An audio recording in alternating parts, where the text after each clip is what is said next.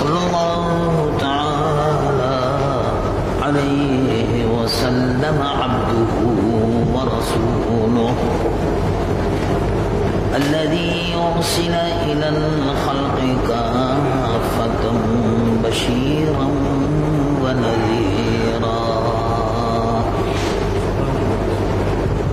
وداعيا إلى الله بإذنه وسراجا منيرا وبشر المؤمنين بأن لهم من الله فضلا كبيرا فهو الحبيب الذي ترجى شفاعته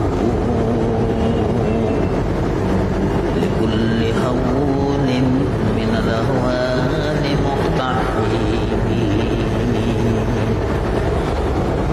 جاءت لدعوته الأشجار ساجدة تمشي إليه على ساق بلا قدم ومن تكن برسول الله نصرته إن تلقوا الأسد في آجامها تجيبي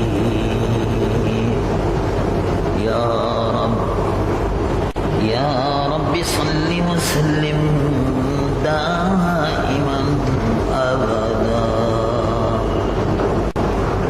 على حبيبك خير الخلق كلهم ومن تكن برسول الله نصرته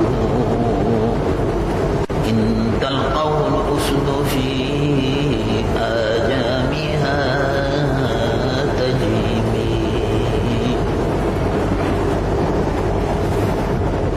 منزه عن شريك في محاسنه وجوهر الحسن فيه غير منقسم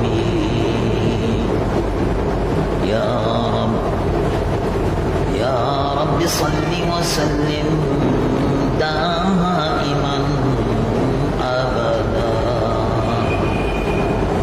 على حبيبك خير الخلق كلهم اللهم صل على حبيبك سيدنا ومولانا محمد صاحب الوجه الأنور والجبين الأزهر صلاة وسلاما عليك يا سيدي يا رسول الله قال الله عز وجل في شان حبيبه إن الله وملائكته يصلون على النبي يا أيها الذين آمنوا صلوا عليه وسلموا تسليما اللهم صل على حبيبك سيدنا مولانا محمد وعلى آله وصحبه وسلم صلاة وسلاما عليك يا سيدي يا حبيب الله اللہ تبارک و تعالی جل جلالہ وعم نوالہ کا فضل و کرم اور اس کا احسان ہے کہ ہم اور آپ اللہ کے گھر میں سر بسجود ہونے کے لیے حاضر ہوئے. اللہ تبارک و تعالی مجھ گنہگار و سیاہکار کی، آپ کی، ہم سب کی اس حاضری کو قبول فرمائے. جمعۃ المبارک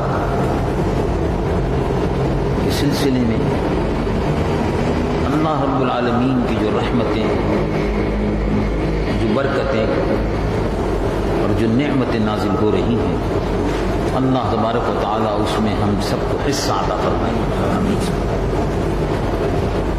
قرآن مجید فرقان حمید میں اللہ رب العالمین جل جلالہ عما والہ نے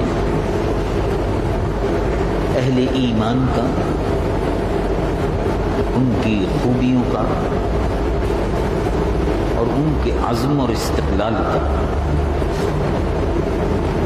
اور ان کی پامردی، جمع مردی، ایثار و قربانی کا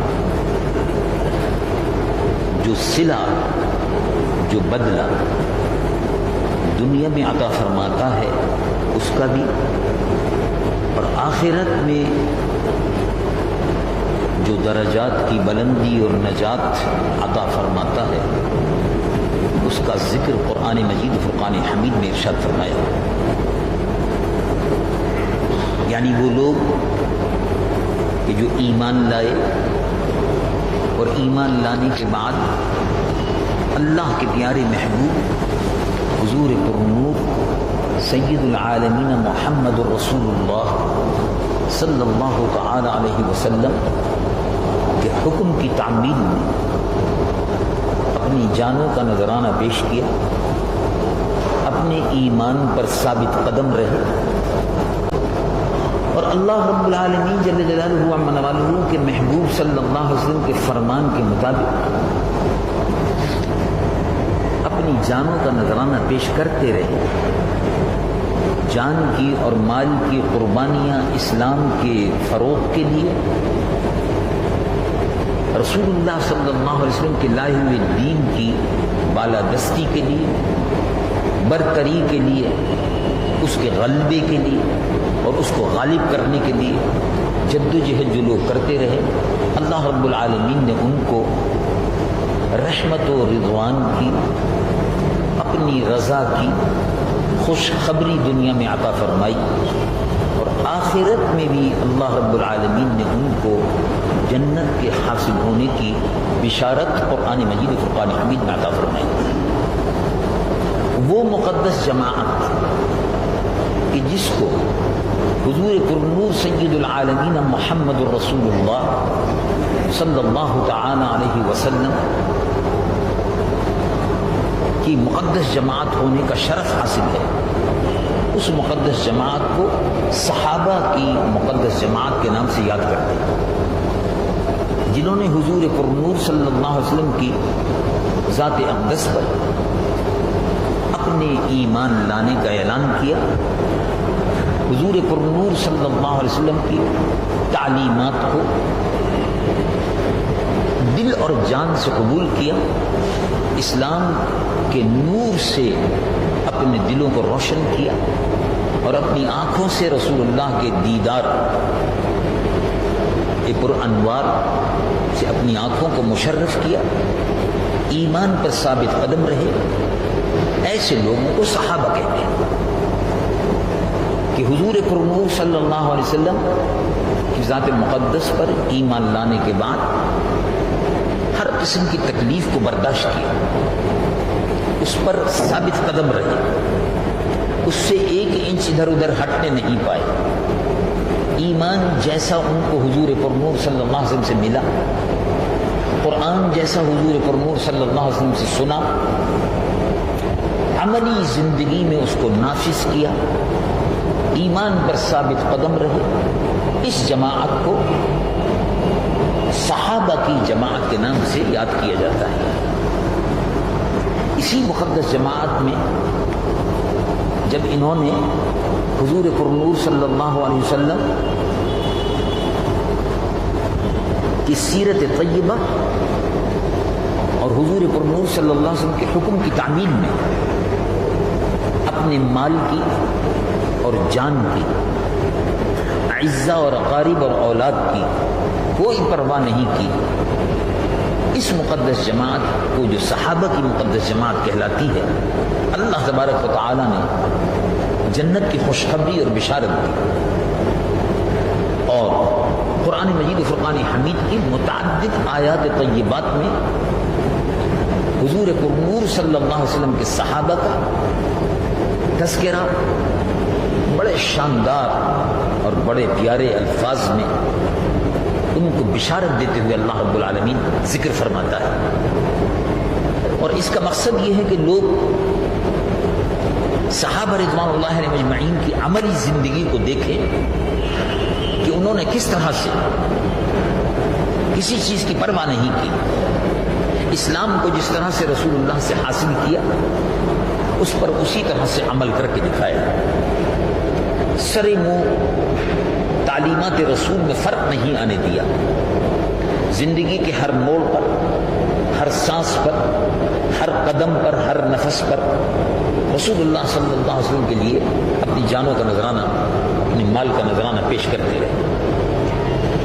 یہی وہ مقدس جماعت ہے جس کی تعریف اللہ رب العالمین قرآن میں فرماتا ہے، اور ان میں 10 ایسے منتخب افراد ہیں کہ جن کو اللہ کے محبوب حضور پرنور صلی اللہ علیہ وسلم نے واشگاف الفاظ میں ارشاد فرمایا کہ تم جنتی ہو۔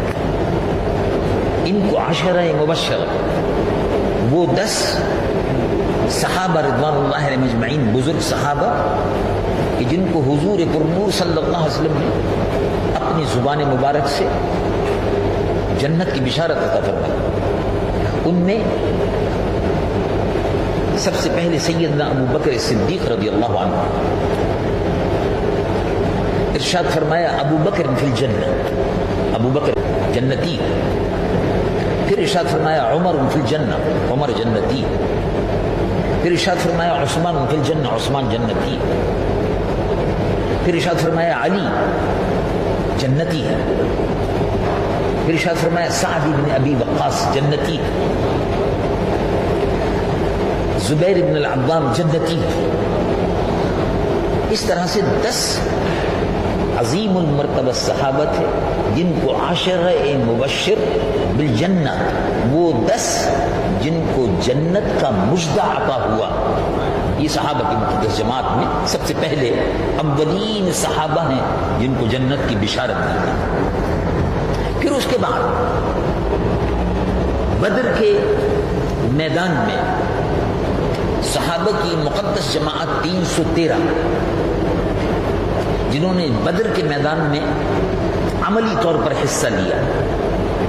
اللہ رب العالمین جل جلالہ عما نوالہ کے محبوب صلی اللہ علیہ وسلم نے ان کو بھی بشارت عطا فرمائی، اعملوا ما شئتم۔ بدر میں شرکت کرنے والوں جنہوں نے بدر کے جہاد میں عملی حصہ لیا، اعملوا ما شئتم، جو چاہو کرو، فقد غفر اللہ لکم، اللہ نے تمہاری مغفرت فرمائی، اللہ تبارک و تعالی نے ان کی مغفرت فرما دی۔ پھر اس کے بعد وہ صحابہ رضوان اللہ علیہم اجمعین آتے ہیں جو احد کے میدان میں حضور کے ساتھ تھے۔ پھر اس کے بعد وہ صحابہ رضوان اللہ علیہم اجمعین آتے ہیں جنہوں نے حضور پرنور صلی اللہ علیہ وسلم کے دست اقدس پر حدیبیہ کے میدان میں درخت کے نیچے حضور سے بیعت کی۔ پھر یہ صحابہ آتے ہیں، ان کو بھی بشارت دی گئی۔ قرآن مجید و فرقان حمید میں اللہ رب العالمین جل جلالہ وعما نوالہ ارشاد فرماتا ہے، رب العالمین جل جلالہ وعما نوالہ ارشاد فرماتا ہے، لقد رضی اللہ عن المؤمنین اذ یبایعونک تحت الشجرہ، اللہ رب العالمین راضی ہوا عن المؤمنین، ان ایمان والوں سے، اس وقت اس یبایعونک، جب وہ بیعت کر رہے تھے آپ سے درخت کے نیچے، تحت شجرہ، درخت کے نیچے بیعت کر رہے تھے رسول اللہ سے اپنی جان کی قربانی دینے کی۔ اور یہ واقعہ اس وقت پیش آیا تھا جب حدیبیہ میں حضور پرنور صلی اللہ علیہ وسلم عمرے کے لیے تشریف لے گئے۔ مکے کے کافروں نے منع کر دیا کہ آپ عمرہ نہیں کر سکتے۔ امیر المومنین سیدنا عثمان رضی اللہ عنہ وارضاہ سفیر بن کر حضور کی طرف سے گئے تھے، اور اس میں یہ خبر مشہور ہو گئی کہ حضرت عثمان کو شہید کر دیا گیا۔ تو صحابہ رضوان اللہ علیہم اجمعین سے حضور نے بیعت لی، جہاد کی۔ اس موقع پر یہ آیت نازل ہوئی کہ جو لوگ آپ سے درخت کے نیچے بیعت کر رہے تھے،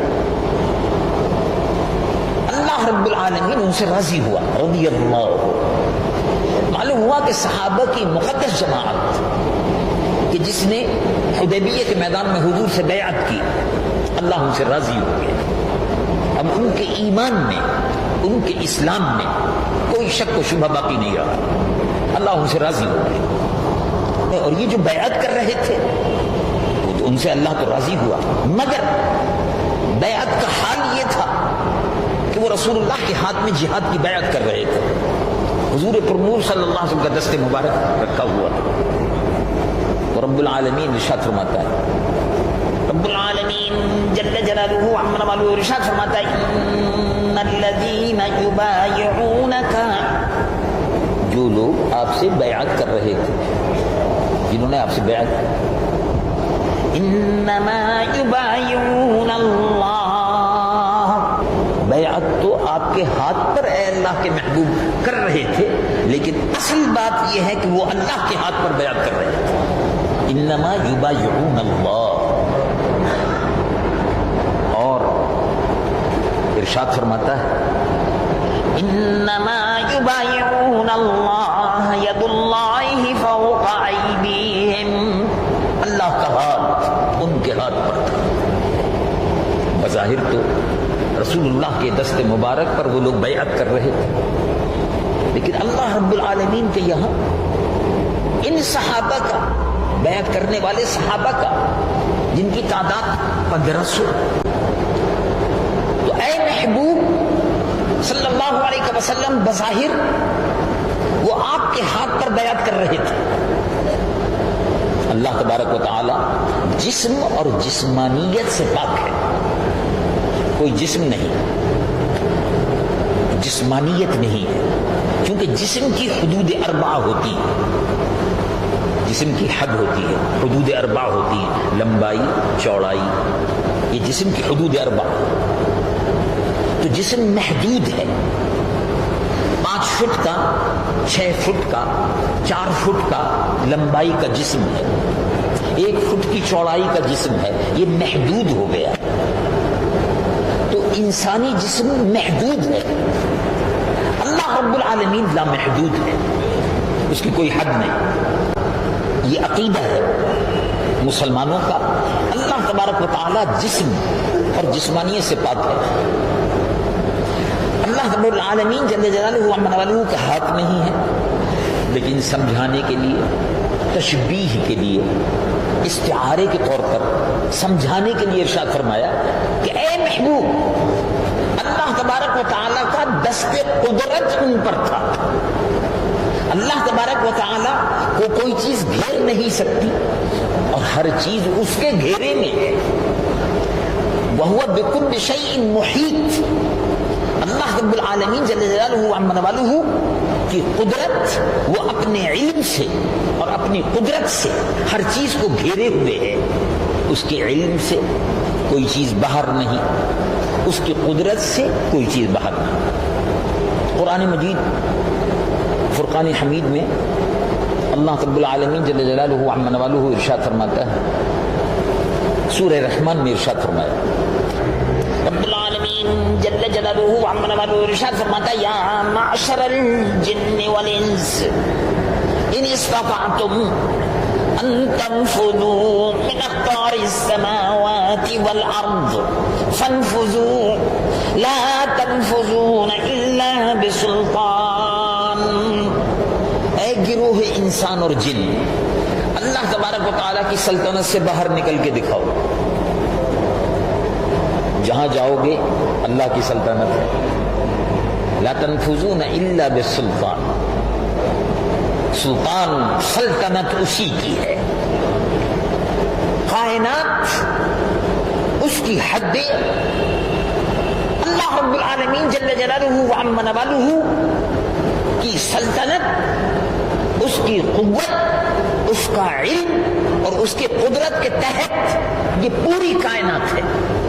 لا تنفذون الا بسلطان، جہاں بھی جاؤ گے سلطان، اللہ کی سلطنت ہی سلطنت ہے، اسی کی سلطنت ہے، اس سے باہر کہیں نہیں جا سکتے۔ مطلب یہ ہے، کوئی آدمی اگر یہ خیال کرے کہ میں اس سلطنت الہیہ سے نکل کر، اللہ کی سلطنت کی حدود سے نکل کر کسی دوسرے کی سلطنت کی حدود میں چلے جاؤ، نہیں ہو سکتا۔ زمینوں میں، آسمانوں میں، فرش زمین کے نیچے عرش بری، اور جہاں جہاں جس عالم میں بھی جا کے دیکھ لو، سارا عالم اسی کا ہے، وہ رب العالمین ہے، اور وہ سب اسی کے علم اور قدرت کے اندر ہے۔ اللہ رب العالمین جل جلالہ عم نوالہ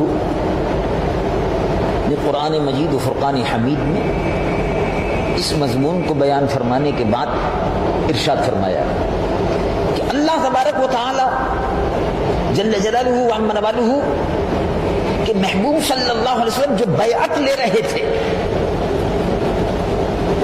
تو لوگوں نے دیکھا کہ رسول اللہ کا ہاتھ صحابہ کے ہاتھ پر ہے۔ رب العالمین فرماتا ہے اصل بات یہ ہے کہ دستے رسول اللہ کا جو ہاتھ ہے، اصل بات یہ ہے کہ وہ اللہ کا ہاتھ ہے، یعنی اللہ تبارک و تعالیٰ کا دست قدرت ہے۔ رسول اللہ کا ہاتھ دست قدرت الہی ہے، تو جس نے رسول اللہ کے ہاتھ پر بیعت کی اس نے اللہ رب العالمین کے دست قدرت پر بیعت کی۔ تو جس نے رسول اللہ کے دست مبارک پر بیعت کی وہ عظیم المرتبت لوگ ہیں، رسول اللہ کے صحابہ۔ انہی عظیم المرتبت صحابہ میں امیر المؤمنین سیدنا عمر ابن الخطاب رضی اللہ عنہ وارضہ، پہلے خلیفہ راشد حضرت ابوبکر صدیق تھے، دوسرے خلیفہ راشد حضرت عمر فاروق تھے، تیسرے خلیفہ راشد امیر المؤمنین سیدنا عثمان تھے، چوتھے خلیفہ راشد امیر المؤمنین سیدنا علی المرتضی تھے، اور بعض علماء کرام نے سیدنا عمر ابن عبد العزیز رضی اللہ عنہ وارضہ کو بھی خلیفہ راشد میں شمار کیا۔ حضرت سیدنا عمر رضی اللہ عنہ وارضہ اسی ماہ مبارک میں ذی الحجہ میں آپ کی شہادت کا واقعہ رونما ہوا۔ حضرت عمر رضی اللہ عنہ وارضہ حضور پر نور صلی اللہ علیہ وسلم کے جلیل القدر صحابی تھے، خلیفہ رسول اللہ صلی اللہ علیہ وسلم تھے۔ اسلام کی تبلیغ، اسلام کے پھیلانے میں، اسلامی حکومت کے بڑھانے میں، اور اس کے لیے جو عظیم قربانیاں حضرت عمر رضی اللہ عنہ نے دی ہیں، تاریخ میں اس کی بہت کم مثال ملتی ہے۔ چنانچہ حضرت عمر رضی اللہ عنہ کی شہادت کا جو واقعہ ہے، نماز فجر پڑھانے کے لیے کھڑے ہوئے اور ایک ایرانی شخص تھا، اس کا نام تھا فیروز، وہ مسجد میں صف اول میں پہنچ گیا، زہریلا خنجر تھا، جیسی نماز شروع ہوئی اس نے فوراً خنجر سے حملہ کر دیا، خون بہتا رہا، اور آپ نے اس وقت فرمایا الصلاۃ، نماز پوری کرو، میرا قاتل مسلمان تو نہیں ہے؟ کہا کہ نہیں، آپ کا قاتل مسلمان نہیں ہے۔ نماز پوری ہوئی، آپ کو لے کر گئے، 2 روز موت و حیات کی کشمکش تھی، خون بڑی کثرت سے نکل گیا، زہر پھیل گیا تھا۔ یکم محرم کو آپ کا وصال ہوا۔ مکہ معظمہ میں ابتدائی دور ہے، حضرت عمر فاروق بھی پہلوان ہیں، نوجوان ہیں، اور قریش کے بڑے ممتاز گھرانے سے تعلق رکھتے تھے، صاحب جائیداد، اونٹ، مویشی، مال کثرت سے تھا۔ حضرت عمر رضی اللہ عنہ وارضہ بڑے شہزور پہلوان تھے، حضور پرنور صلی اللہ علیہ وسلم کے بدترین قسم کے مخالفین میں سے تھے۔ رسول اللہ صلی اللہ علیہ وسلم کی ذات مبارکہ سے سخت ترین نفرت کرتے تھے۔ اللہ کے محبوب محبوب صلی اللہ علیہ وسلم کے سلسلے میں بدگمانی یا لیے ہوئے برے ارادے سے جا رہے تھے. راستے میں ایک صاحب مل گئے. حضرت عمر رضی اللہ عنہ وارضہ سے ان صاحب نے پوچھا کہاں جا رہے ہیں آپ؟ کہا کہ وہ محمد صلی اللہ علیہ وسلم نے مکے والوں پر زندگی تنگ کر دی ہے، میں ان کا فیصلہ کرنے جا رہا ہوں. تو ان کا فیصلہ تو آپ بعد میں کریں گے، آپ پہلے اپنے گھر کا فیصلہ تو کر لیں. کہا کیا مطلب ہے؟ کہا مطلب یہ ہے کہ آپ کی ہمشیرہ بھی مسلمان ہو گئی اور آپ کے بہنوئی بھی مسلمان ہیں. پہلے آپ یہ تو فیصلہ کریں پھر رسول اللہ کے پاس جائیے گا. وہ یہ کہتے ہوئے چلے گئے. اچھا یعنی میرے گھر میں اسلام داخل ہو گیا. یہ تو یہ سمجھ رہے تھے کہ معاذ اللہ رسول اللہ کو ختم کرنے کے بعد اسلام کو ختم کر دیں. پہنچے، بہن کے گھر پر گئے، دروازے پر دستک دی، آواز کچھ آ رہی تھی، دروازہ کھلا اور جاتے کے ساتھ ہی بہن سے کہا تم کچھ پڑھ رہی تھی، آواز آ رہی تھی، اب مارنا شروع کر دیا. بہن کو جو مارا خون بہنے لگا، بہنوئی بھی بیچ میں آئے، ان کو بھی مارا. پھر کچھ خیال آیا کہ بہن ہے، خاتون ہے، خون گر رہا ہے، بہنوئی کو بھی مارا ہے. انہوں نے کہا کہ آپ کیا کہنا چاہتے ہیں؟ کہا بتاؤ تم کیا پڑھ رہی تھی؟ کہا وہ آپ کے ہاتھ میں تو دے نہیں سکتی، اس لیے کہ لا یمسہ الا المطہرون، قرآن مجید و فرقان حمید کو جو آدمی پاک ہو، باوضو ہو، وہی ہاتھ لگا سکتا ہے. سنا سکتی ہوں آپ کو. انہوں نے پڑھنا شروع کر دیا. طٰہٰ ما انزلنا علیک القرآن لتشقیٰ. اس کی تلاوت جب ہمشیرہ نے اور بہنوئی صاحب نے شروع کی، سبحان اللہ، حضرت عمر رضی اللہ عنہ وارضہ کا دل مچلنے لگا. جس وقت یہ واقعہ ہو رہا تھا، اللہ کے محبوب صلی اللہ علیہ وسلم دار ارقم میں تھے. دار ارقم حضرت ارقم ابن الارقم ایک صحابی ہیں رضی اللہ عنہ. اس زمانے میں مسلمانوں کا یہ خفیہ مرکز تھا. کافر مسلمانوں کی تلاش میں رہتے تھے، مارتے تھے، اذیتیں دیتے تھے. یہ خفیہ مرکز تھا، علانیہ کوئی کام نہیں ہو رہا تھا. اس لیے کہ بہرحال مکے پر کافروں کا قبضہ تھا، مشرکین کی حکومت تھی اور وہ جانی دشمن تھے.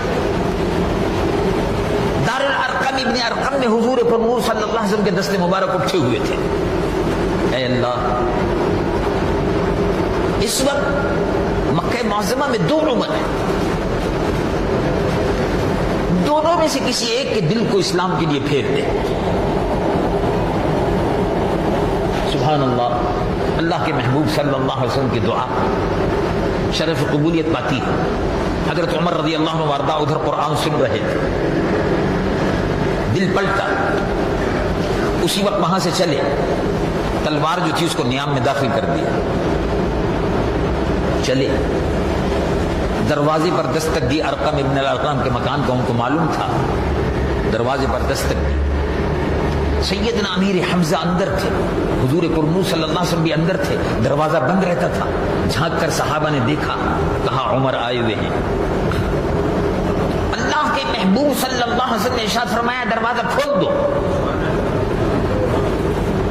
حضرت عمر رضی اللہ عنہ وارضہ جیسے ہی دروازہ کھلا، حضور پر نور صلی اللہ علیہ وسلم کے قدموں میں آ کر گر پڑے. اے اللہ کے محبوب، کلمہ شریف پڑھائیے. عمر اسلام قبول کرتا ہے. اللہ اکبر کی فضا سے مکہ معظمہ کی صدائیں گونج رہی تھیں. مسلمانوں کی خوشی کی حد نہ رہی.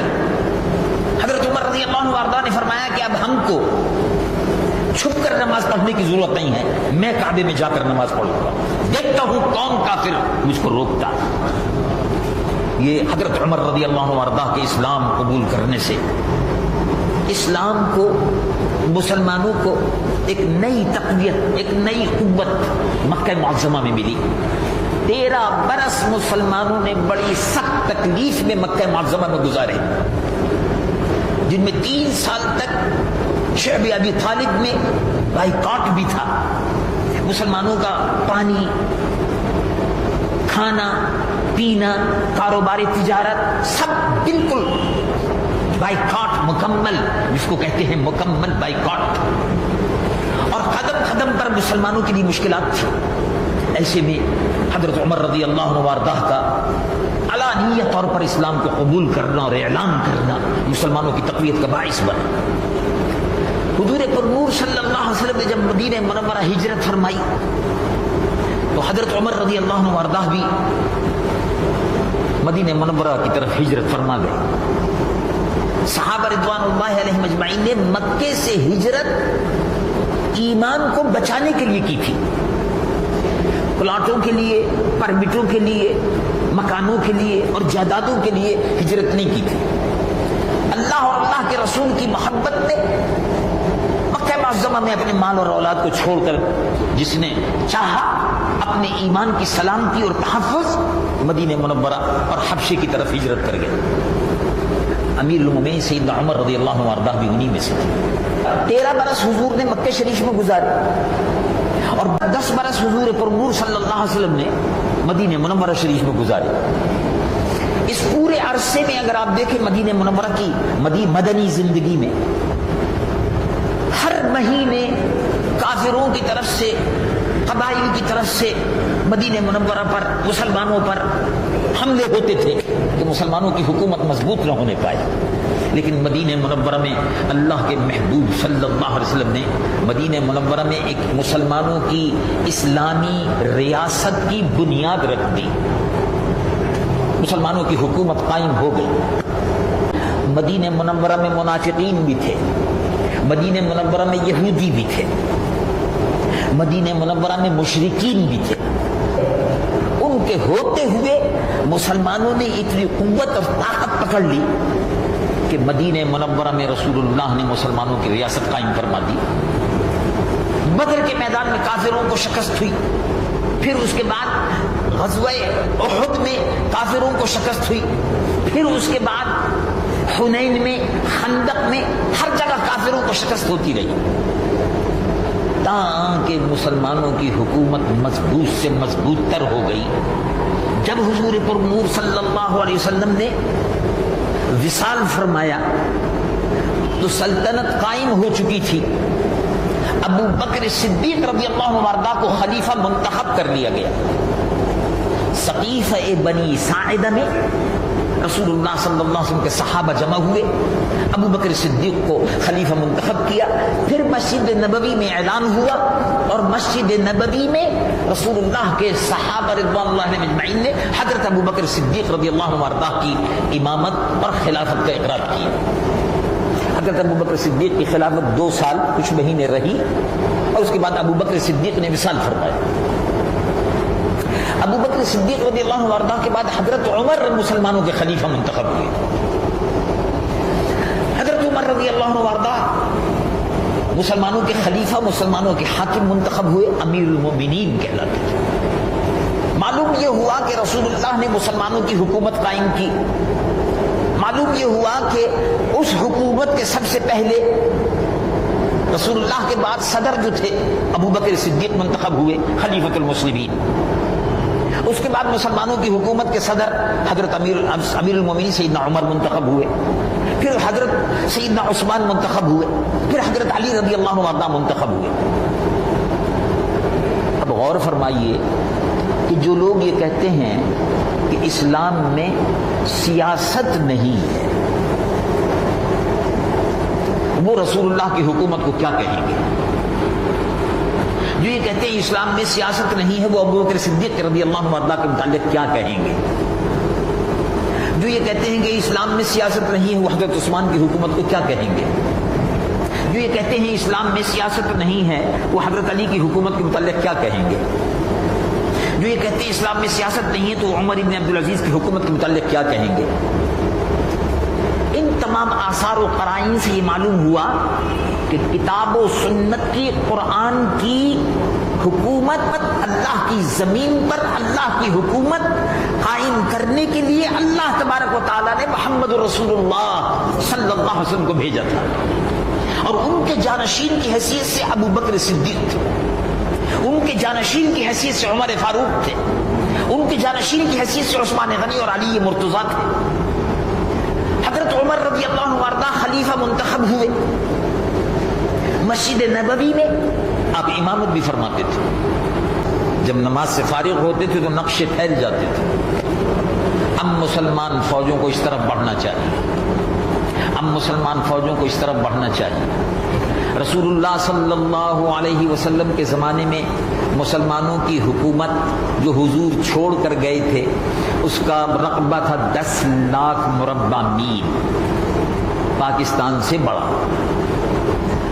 حضرت ابو بکر صدیق کے زمانے میں وہ اور بڑھا۔ جب حضرت عمر رضی اللہ عنہ وارضہ کی حکومت قائم ہوئی تو حضرت عمر رضی اللہ عنہ وارضہ مسجد نبوی میں نماز بھی پڑھاتے تھے۔ حضرت عمر رضی اللہ عنہ وارضہ مسلمانوں کے لیے لشکر روانہ فرماتے تھے۔ فلاں جگہ سے خبر آئی ہے کہ عیسائیوں نے سورش کی ہے، لشکر تیار کرو، حملہ کرو۔ فلاں جگہ سے خبر آئی ہے کہ آتش پرست، ایران میں آتش پرستی ہوتی تھی، پارسی لوگ جو تھے ایران والے وہ اس زمانے میں آگ کی پرستش کرتے تھے، تو حضرت عمر رضی اللہ عنہ وارضہ کے زمانے میں ایران پر حملہ ہوا۔ رستم، اسفندیار، رستم یہ اسی زمانے کے بڑے بڑے سپہ سالار تھے ایرانیوں کے۔ حضرت عمر رضی اللہ عنہ وارضہ کے زمانے میں شام پر حملہ ہوا، حضرت عمر رضی اللہ عنہ وارضہ کے زمانے میں فلسطین پر حملہ ہوا، حضرت عمر رضی اللہ عنہ وارضہ کے زمانے میں مصر پر حملہ ہوا۔ یہ سارے علاقے جو تھے ایران، مصر، شام، فلسطین، بیت المقدس اور مصر، یہ حضرت عمر کے زمانے میں فتح ہوئے۔ تو جب حضرت عمر رضی اللہ عنہ وارضہ کے زمانے کی فتوحات کا اگر آپ اندازہ لگانا چاہیں تو اس سے اندازہ لگائیے، جب رسول اللہ حضور پرنور صلی اللہ علیہ وسلم نے اس دنیا سے حیات ظاہری سے پردہ فرمایا تو 10 لاکھ مربع میل علاقہ مسلمانوں کی حکومت تھی۔ جب حضرت عمر اس دنیا سے رخصت ہوئے تو 24 لاکھ مربع میل علاقہ مسلمانوں کے قبضے میں تھا۔ 24 لاکھ۔ دنیا میں 2 بڑی سپر پاور تھی اس وقت، جیسے آج کل بڑا چرچا ہے امریکہ سپر پاور، امریکہ سپر پاور، اور ایک زمانے میں بڑا چرچا تھا روس بھی سپر پاور، تو روس سپر پاور ختم ہو گیا اور انشاءاللہ امریکہ سپر پاور بھی ختم ہوگا انشاءاللہ۔ جس طرح سے روس کے ٹکڑے ہوئے ہیں، میں پورے یقین کے ساتھ اس منبر رسول پر اپنے رب پر اور اس کے محبوب صلی اللہ علیہ وسلم کے وسیلے جلیلہ سے یہ یقین رکھتا ہوں کہ انشاءاللہ اسلام دشمن امریکہ کے بھی ٹکڑے ہوں گے انشاءاللہ، یقین۔ تو حضرت عمر کے زمانے میں عیسائیوں کی بڑی سلطنت تھی جس کو کہتے ہیں رومن ایمپائر، اور دوسری تھی پرشین ایمپائر، ایران کی، ایران کا بادشاہ۔ یہ سارا علاقہ جو ہے عراق ہوا، ایران ہوا، اذربائیجان ہوا، یہ تمام سارے علاقے جو ہیں، یمن کا علاقہ ہوا، بحرین کا علاقہ ہوا، یہ سب علاقے ایران کے بادشاہ کے قبضے میں تھے۔ اور رومن ایمپائر مصر ہے، شام ہے، ترکی ہے، یہ سارا علاقہ عیسائیوں کے قبضے میں تھا۔ حضرت عمر رضی اللہ عنہ وارضہ کے زمانے میں ابو عبیدہ ابن الجراح العامری، خالد ابن ولید رضی اللہ عنہ، یہ جلیل القدر اور عظیم المرتبہ صحابہ تھے کہ جنہوں نے شام کو، فلسطین کو فتح کیا۔ حضرت عمر رضی اللہ عنہ وارضہ کے زمانے میں سعد بن ابی وقاص تھے جنہوں نے ایران کو فتح کیا۔ تو 2 سلطنتیں، 2 سپر پاور اپنے آپ کو کہتے تھے ہم سب سے بڑے۔ مسلمانوں نے کہا کہ کوئی سپر پاور نہیں ہے، سپر پاور اگر ہے تو صرف اللہ رب العالمین ہے۔ اور اس عقیدے کے ساتھ مسلمانوں کی فوج خالد ابن ولید کی سربراہی میں شام پر حملہ آور ہوئی اور مسلمان فوج پیش قدمی کرتی چلی گئی. اسی عقیدے کی حامل سعد ابن ابی وقاص رضی اللہ عنہ وارضہ، یہ بڑے جلیل القدر صحابی تھے. سعد ابن ابی وقاص انہوں نے ایران کو فتح کیا. یہ سعد ابن ابی وقاص ایسے عظیم المرتبہ صحابی تھے کہ جنہوں نے حضور پر نور صلی اللہ علیہ وسلم جب احد کے میدان میں رسول اللہ صلی اللہ علیہ وسلم پر تیروں کی بارش ہو رہی تھی تو حضرت سعد سامنے آ کر کھڑے ہو گئے. حضور پر نور صلی اللہ علیہ وسلم آپ کو تیر دیتے تھے اور فرماتے تھے ارمے یا سعد، سعد تیر اندازی کرو، فدا کا ابی و امی، میرے ماں باپ تجھ پر قربان. یہ وہ عظیم و مرتبہ صحابی ہیں جن کو یہ شرف حاصل ہے کہ تمام صحابہ تو یہ کہتے تھے کہ یا رسول اللہ میرے ماں باپ آپ پر قربان ہوں. سعد ابن ابی وقاص کو یہ مرتبہ ملا کہ رسول اللہ خود فرماتے تھے میرے ماں باپ تجھ پر قربان صلی اللہ علیہ وسلم رضی اللہ عنہ. یہ سعد ابن ابی وقاص ہیں، اتنے عظیم المرتبہ فاتح ہیں کہ انہوں نے ایران کی عظیم الشان 1500 سالہ بادشاہت کے پرچے اڑا دیے. بڑے بڑے پہلوان اور رستم کمانڈر ان چیف کا نام تھا، ایرانی فوج کے کمانڈر ان چیف کا نام رستم تھا. رستم کی ناش جو ہے گھوڑوں کے تلے روندی جا رہی تھی. مسلمان فوج فاتحانہ طور پر ایران کے قلعوں پر قابض ہوتی تھی، ایران کے دارالسلطنت مدائن پر قبضہ کر چکی تھی. اسی زمانے کا واقعہ ہے، ابن خلدون نے اس کا ذکر کیا کہ جب ایران کے دارالسلطنت پر مسلمان فوجی حملہ آور ہو رہی تھی، درمیان میں پل تھا،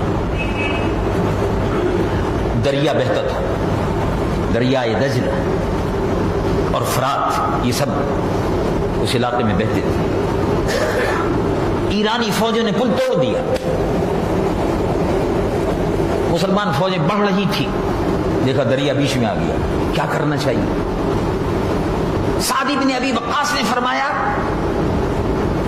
ہم اللہ کا کلمہ لا الہ الا اللہ ہو محمد رسول اللہ صلی اللہ علیہ وسلم کا پرچم بلند کرنے کے لیے نکلے ہیں. دنیا کی کوئی غرض ہمارے لیے نہیں ہے، ہم رسول اللہ کے دین کو سر بلند کرنے کے لیے اٹھے. ہر شخص جتنے فوجی ہیں ایک دوسرے کا ہاتھ پکڑ لو اور اللہ اکبر کہتے ہوئے بسم اللہ پڑھتے ہوئے دریا میں کود پڑو. ادھر ایرانی فوجیں دیکھ رہی تھی کہ پل اتنا عظیم الشان پل، جتنا بڑا دریائے سندھ کا پاٹ ہے، اتنا بڑا کشتیوں کا جو پل تھا وہ ایرانی تباہ کر چکے تھے. اتنے عظیم الشان دریا کو عبور کرنا. اب وہ دیکھ رہے ہیں کہ مسلمان دریا کے اندر سے نکلتے ہوئے، جس میں 3 ہاتھی اگر ہو تو ڈوب جائیں، 3 ہاتھیوں کے برابر پانی، تو مسلمان ہاتھ میں ہاتھ پکڑے ہوئے، جو گھوڑوں پر سوار تھے وہ گھوڑوں پر، جو پیدل چل رہے تھے وہ پیدل، اس طرح سے پورے دریا کو عبور کر لیا. تو ایرانی فوجوں نے کہا اب ہم ان کا مقابلہ نہیں کر سکتے، اور اس کے بعد پورا ایران مسلمانوں نے فتح کر لیا.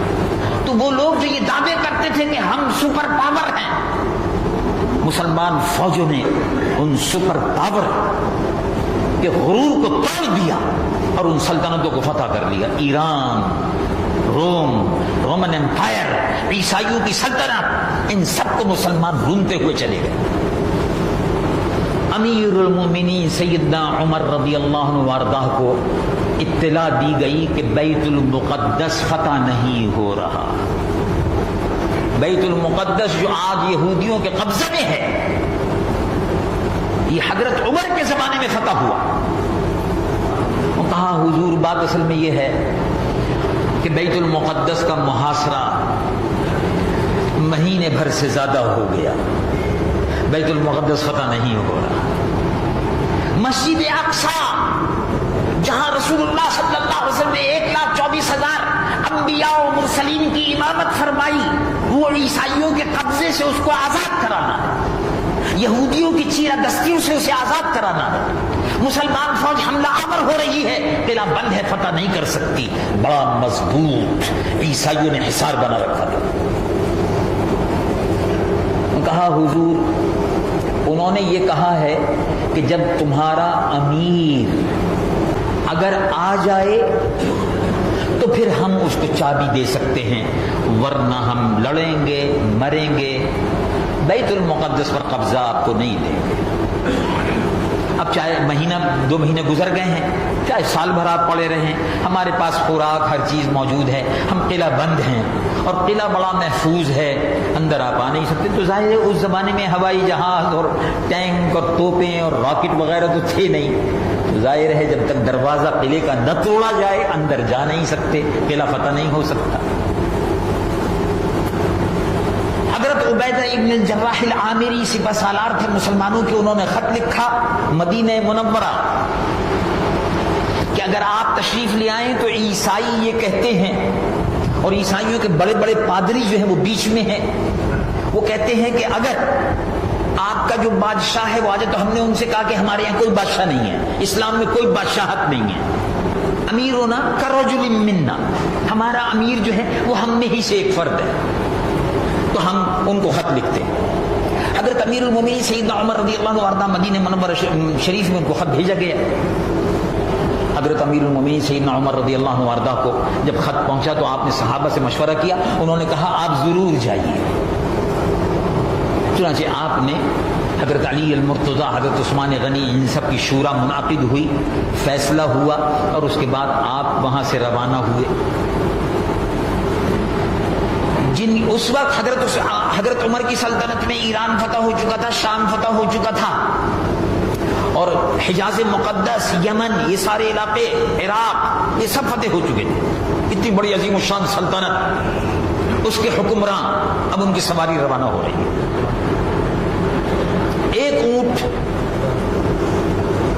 ایک اونٹ کے ساتھ ایک خادم.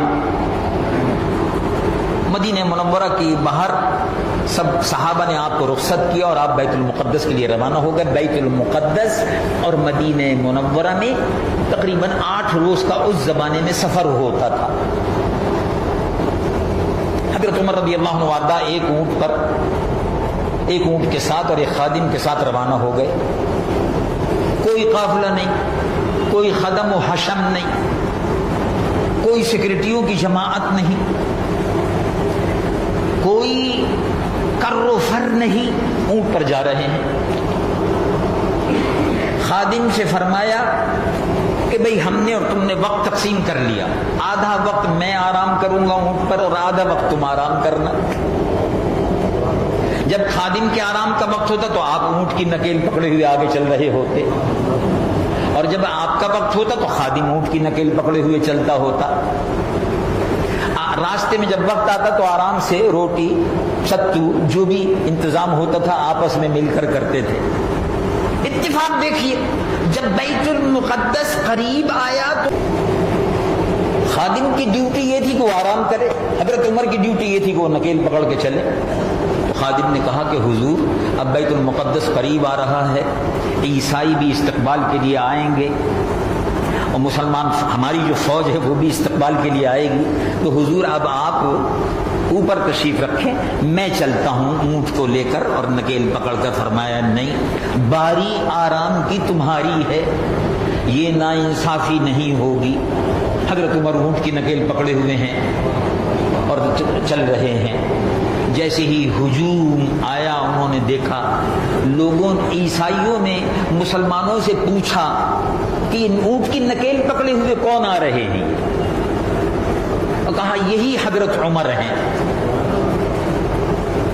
تو انہوں نے کہا کہ ہماری کتابوں میں جو لکھا ہوا ہے اس کے مطابق یہی شخص ہے، اسی کو بیت المقدس کی چابی دی جائے. کہ دیکھیے کس شان سے امت کا امام آتا ہے، خود تو پیدل ہے، سواری پہ غلام آتا ہے. وہ خود پیدل چل رہے تھے، خادم سواری پر تھا. حضرت عمر رضی اللہ عنہ کی اس کیفیت کو دیکھ کر عیسائیوں نے کہا کہ انہی لوگوں کی، انہی سادہ لوگوں کی، انہی اہل ایمان کی بشارت ہم ہماری کتابوں میں لکھی ہے کہ جو شخص اس شان سے آئے گا اسی کا حق ہے کہ بیت المقدس کی چابیاں اس کے حوالے کر دی جائیں. چنانچہ بیت المقدس بغیر کسی جدال و قتال کے فتح ہو گیا. حضرت عمر رضی اللہ عنہ وارضاہ نے بیت المقدس میں پہلی مرتبہ اذان دلوائی. حضرت عمر رضی اللہ عنہ وارضاہ نے پہلی مرتبہ بیت المقدس میں نماز جماعت کا اہتمام فرمایا. بیت المقدس فتح ہوا. اس کے بعد مصر فتح ہوا. مصر فتح ہوا. مصر کافروں کا مشرکوں کا گڑھ تھا. مصر میں دریائے نیل بہتا تھا.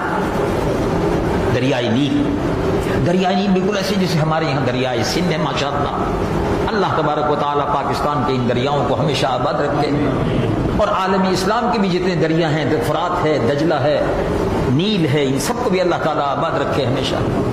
دریائے نیل بہتا تھا لیکن سال میں بہنا بند ہو جاتا تھا. تاریخ الخلفاء میں امام جلال الدین سیوطی محدث اور شاہ ولی اللہ محدث دہلوی نے ازالۃ الخفا میں اس کا تذکرہ کیا. دریا نیل بہتا تھا لیکن سال میں بند ہو جاتا تھا. تو ان کے یہاں یہ رواج پڑ گیا تھا کہ ایک لڑکی کو, کنواری لڑکی کو زیور پہنا کر, کپڑے پہنا کر دریا کے بیچ میں چھوڑ دیتے تھے. یہ ان کا عقیدہ تھا مشرکوں کا, مصر کے مشرکوں کا, بت پرستوں کا. یہ دریا بھیٹ لیتا ہے تو ایک لڑکی کی قربانی دیتے تھے.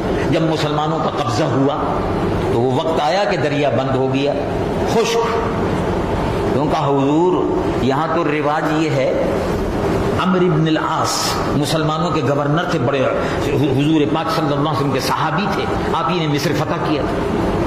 ان کا حضور یہاں تو رواج یہ ہے کہ لڑکی کی قربانی دی جاتی ہے. اب یہ 3-4 روز ہو گئے ہیں, اگر اور دریا اگر بند رہا تو سارا مصر خشک ہو جائے گا. پانی وانی تو ملے گا نہیں, کھیت خشک ہو جائیں گے, پھر اناج غلہ تو نہیں ملے گا. فرمایا ہم تو نہیں ہونے دیں گے ایسے, ہم یہ بھیٹ نہیں چلنے دیں گے. اسلام میں اس بھیٹ کا کوئی تصور نہیں ہے کہ دریا کو بھیٹ چڑھاؤ. انسانی جان کی قدر و قیمت, ہمارے یہاں تو ایک انسان کی قیمت یہ ہے کہ ایک انسان کو اگر مار دیا جائے تو انسانیت ختم ہو گئی. ایسے تھوڑی مرنے دیں گے کسی کو, نہیں. تو پھر کہاں حضرت عمر سے اجازت لینی ہوگی. حضرت عمر رضی اللہ عنہ وارضاہ کی خدمت میں اطلاع پہنچی. آپ نے ارشاد فرمایا, فوراً اونٹنی سوار قاصد گیا, آیا.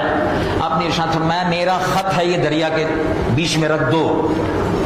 خبردار کسی لڑکی کی اور اس کی قربانی مت دو.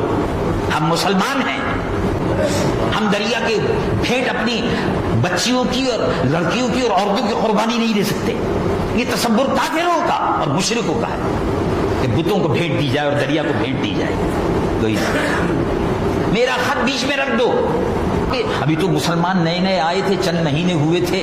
اب وہ کافروں نے کہا دیکھو بھائی یہ کیسے بے وقوف لوگ ہیں, دریا کے نام خط رکھا ہے. ان کا بادشاہ ایسا ہے کہ دریا کے نام خط بھیجا ہے. تاریخ الخلفاء میں امام جلال الدین سیوطی محدث رحمت اللہ علیہ, ازالۃ الخفا میں حضرت شاہ ولی اللہ صاحب محدث دہلوی رحمت اللہ علیہ اکابر صحابہ سے اس روایت کو نقل فرماتے ہیں کہ خط جو تھا اس میں لکھا ہوا تھا, یہ خط ہے عمر محمد الرسول اللہ صلی اللہ علیہ وسلم کے خلیفہ کی طرف سے دریائے نیل کے نام. تم جس طرح سے پہلے بہتے تھے ایسے ہی بہہ جاؤ. آج کی تاریخ سے کوئی قربانی نہیں دی جائے گی. یہ خط اس میں لکھا ہوا تھا, وہ لے جا کے وہاں رکھ دیا. خط رکھا.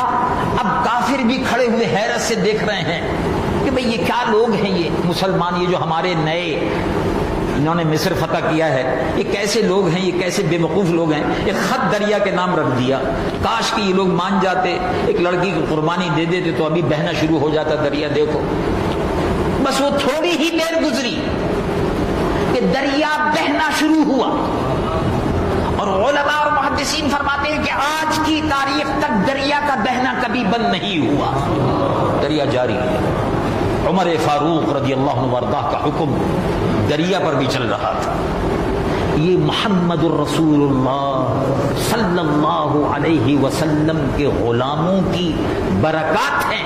اللہ رب العالمین کی قادر مطلق اللہ حکومت کو، اس کے قرآن کو اور اس کے محبوب محمد رسول اللہ کو انہوں نے مانا، دل و جان سے مانا، تو دریا بھی ان کے حکم کی تعمیل کرتے تھے۔ یہ اللہ تبارک و تعالی جل جلالہ عمن والہ کا فضل و کرم ہے۔ اور ایک مرتبہ حضرت عمر رضی اللہ عنہ وارضاہ کو مدینہ شریف میں مسجد نبوی سے باہر تشریف لے جا رہے تھے، زمین ہلنے لگی۔ ہم نے فرمایا بھئی کیا ہو رہا ہے، کیا ہو رہا ہے؟ تو ایک نے کہا کہ حضور یہ تو زلزلہ آیا ہے۔ اچھا زلزلہ آ رہا ہے؟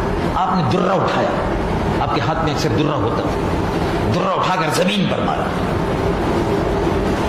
اور کہا کہ ہم نے اس ملک میں عدل اور انصاف قائم کر دیا ہے، زلزلہ کیوں آ رہا ہے؟ زمین ٹھہر گئی، زلزلہ بند ہو گیا۔ اس کے بعد سے مدینہ منورہ میں کبھی زلزلہ نہیں آیا، حضرت عمر کے عہد حکومت تک کبھی زلزلہ نہیں آیا۔